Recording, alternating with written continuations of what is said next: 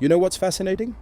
100 of Israel's top business leaders just came together with this ambitious plan to completely reshape the Middle East, and the timing couldn't be more critical.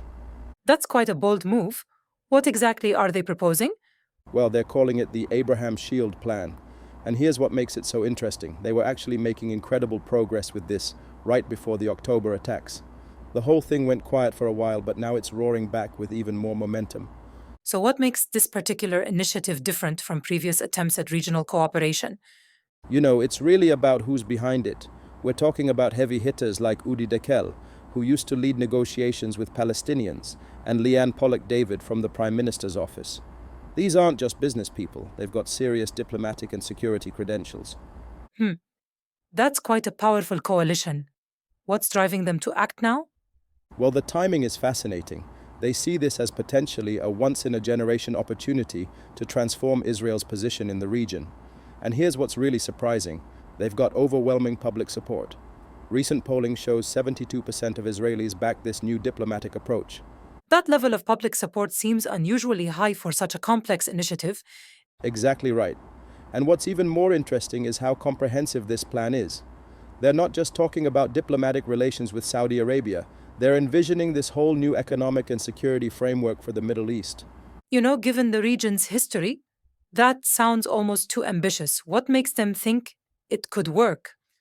Well, they've actually thought this through pretty carefully.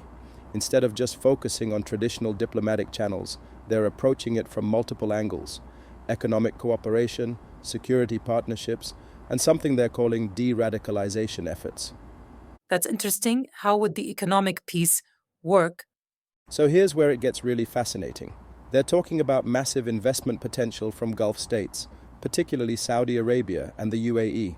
But, and this is crucial, these countries need assurance their investments won't get destroyed in future conflicts. That makes sense. But how does this plan address the immediate challenges in Gaza? Well, that's actually one of the most innovative parts of their proposal. They're suggesting this regional approach could help solve the Gaza situation by establishing what they're calling a technocratic interim government. Think of it as bringing in moderate Arab states to help manage reconstruction and build new institutions. So what's the US role in all of this? You know, that's where things get really interesting. The US is actually central to the whole plan.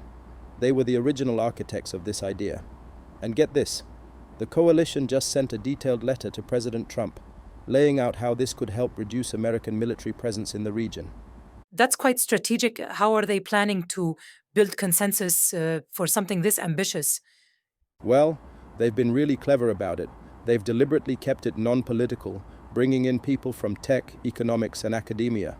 And here's what's surprising. They say it's been easier than expected to get people on board. But what about the Palestinian perspective in all this? That's actually a crucial part of their strategy.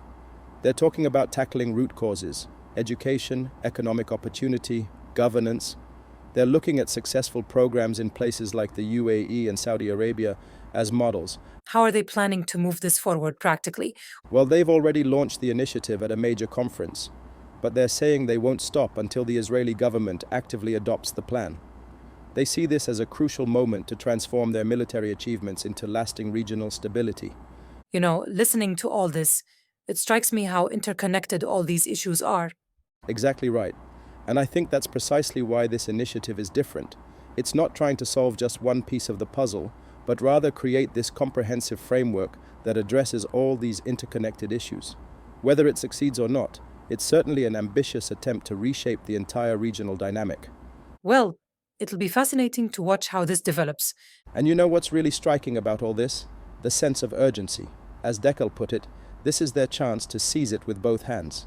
They're pushing for immediate decisions on Iran, Gaza's future, and fast-tracking these Abraham Accords. The stakes couldn't be higher.